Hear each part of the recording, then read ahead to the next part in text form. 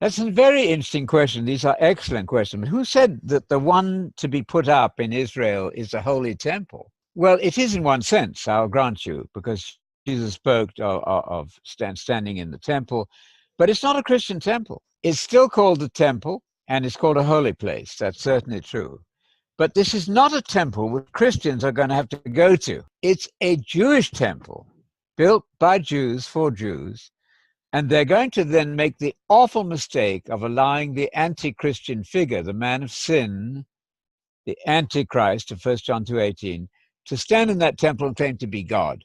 So it's not a reference to anything that Christians are going to bother with, except to observe it, because Jesus did say, when you see the abomination of desolation standing where he ought not to, note the he there, a singular masculine personal pronoun there, when you see the abomination of desolation spoken of by the prophet of Daniel in chapter 9 and in chapter 11 and in chapter 12, and I think in chapter 8 also, then you're to flee if you're in Judea. So it's a temple that's going to be very unholy.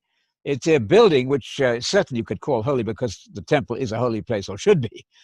I grant that. But it's not a temple for Christians. It's a temple in prophecy based on, I think, the plain statements of the book of Daniel. Armed forces shall rise at his command and defile the sanctuary stronghold, abolishing the daily sacrifice and setting up the abomination of desolation.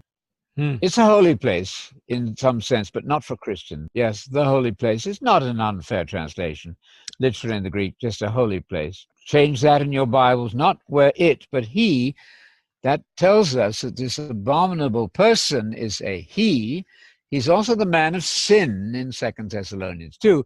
And there he's said to be standing in the temple. So they can reference that as the temple, not a temple. Let me add this. You as an individual Christian are a temple of God.